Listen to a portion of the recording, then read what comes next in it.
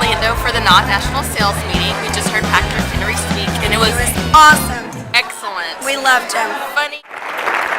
I graduated from college in 1994. I walked straight into my parents' bedroom in Auburn, Alabama, and I told them I was ready to turn passion into a profession.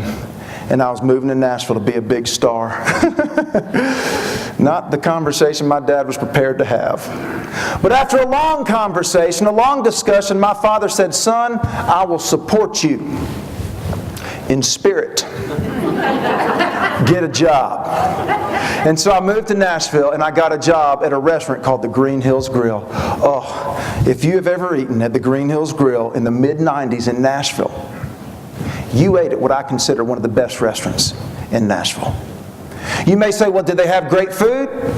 Yeah, they had great food. 80% of the time there's a line out the door, people waiting to get in, but a lot of restaurants have great food and don't have a line. Great service, that must have been the key. We were good.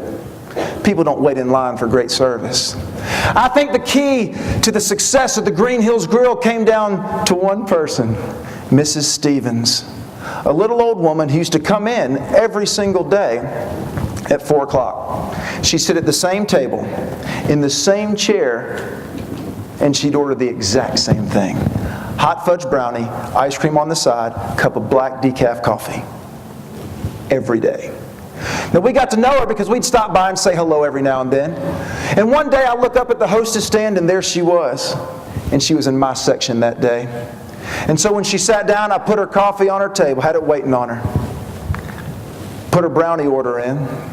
And then I delivered the brownie. And I said, "You know, Mrs. Stevens, we sure enjoy seeing you in here every day. You must love brownies to come back every single day." She put her fork down. She looked up at me and she said, "Patrick, I don't come here for the brownie." She said, "I come here because of you.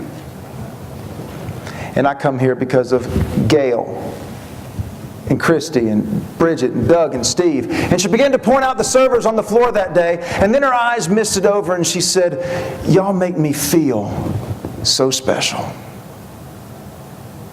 I can remember the first day at work at the Green Hills Grill. I'm sitting in the back room with 3 other brand new waiters taking a menu test.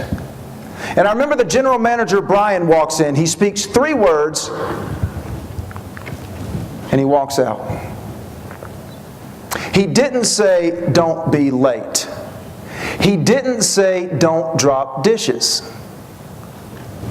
He simply said, "Remember their names." And we did.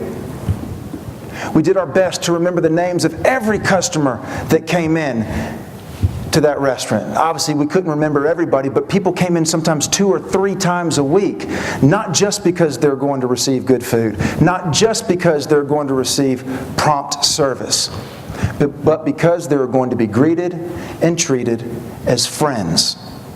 People want to do business with friends. People want to join associations that are made up of friends. We've all heard the Maya Angelou quote, "People will rarely remember what you say, they will rarely remember what you do, but they will always remember the way you make them feel." That's what creating an extraordinary customer experience is about. Content is important.